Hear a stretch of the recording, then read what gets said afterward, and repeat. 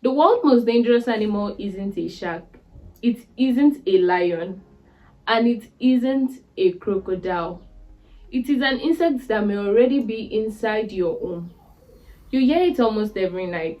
You swat it away without thinking, and in just a few seconds, a single mosquito bite can trigger your immune system.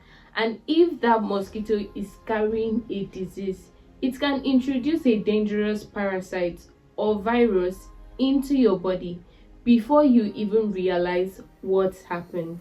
So, what really happens when a mosquito bites you? And why are children and pregnant women at most greater risks more than most adults? Let's find out. Mosquitoes have been on Earth for over 100 million years, long before humans ever existed. Today, scientists have identified over 3,500 species, but only a few numbers are responsible for spreading disease.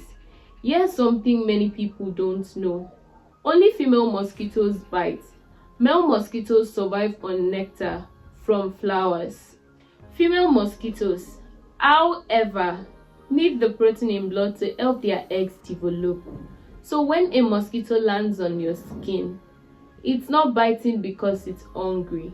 It's preparing to create the next generation. And if that mosquito is carrying a disease, one tiny bite can be far more than an itchy nuisance.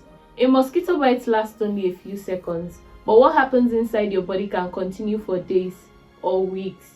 When a female mosquito lands on your skin, she doesn't simply poke a hole and drink blood. Using a long needle, like mouth pad, she carefully pierces the skin until she reaches a tiny blood vessel. Before she begins feeding, she injects a small amount of saliva into your skin. That saliva contains protein that stop your blood from clotting together, allowing the mosquito to feed more easily.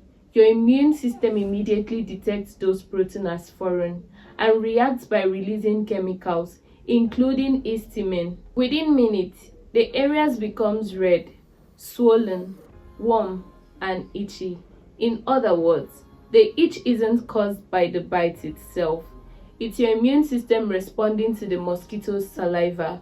But here's where things get dangerous. If that mosquito is carrying a disease, such as malaria parasite or certain virus, those disease-causing organisms can enter your body alongside with the saliva. And while you may feel perfectly fine at first, they can already be making their way through your body, beginning an infection long before the first symptoms appears. For many healthy adults, a mosquito bite may seem like nothing more than an annoying itch. But if that mosquito is carrying a disease, the effects can go far beyond your skin. As the malaria parasite destroys red blood cells, your body struggles to deliver enough oxygen to vital organs.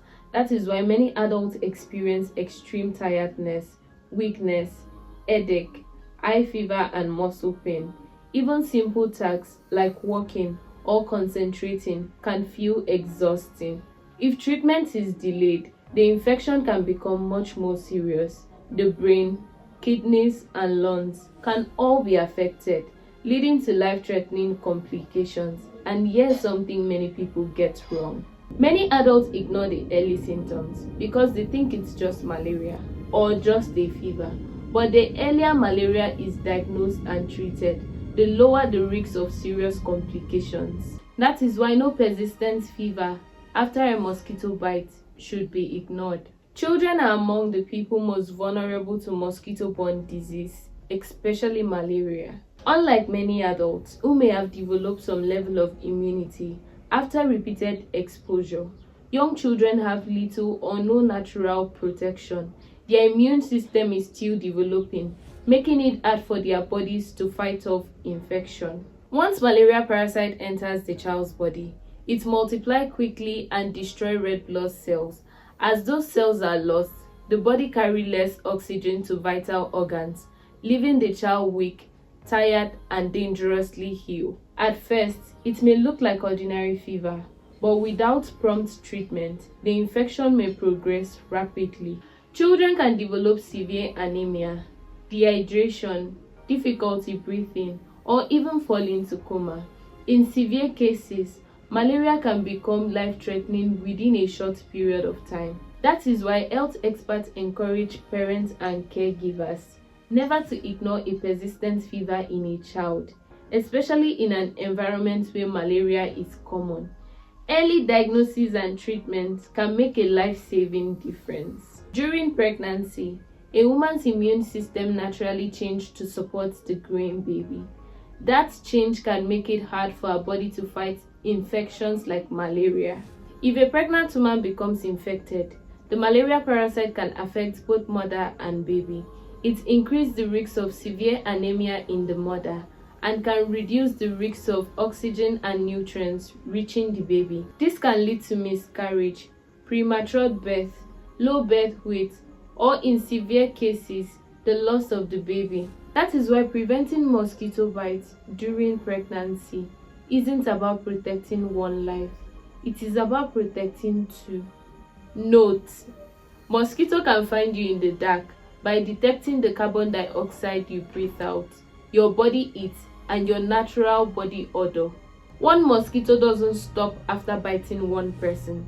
A single female mosquito can bite several people during her lifetime, increasing the chance of spreading disease. Mosquitoes don't need dirty water to breathe.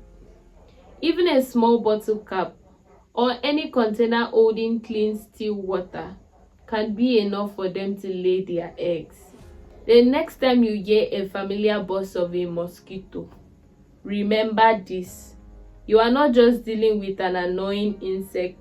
You're looking at one of the most dangerous disease carriers on earth, an insect capable of spreading illness that have affected millions of people throughout history. The good news is that many mosquito-borne diseases can be prevented with simple steps: sleeping under insecticide-treated bed nets, removing standing water around your home, and seeking medical care early if symptoms appear. A tiny mosquito may seem harmless, but understanding how it affects the human body is one of the ways to protect yourself and the people you love. If you've learned something new today, don't forget to subscribe to more health and science videos. Stay safe, and I'll see you in the next one.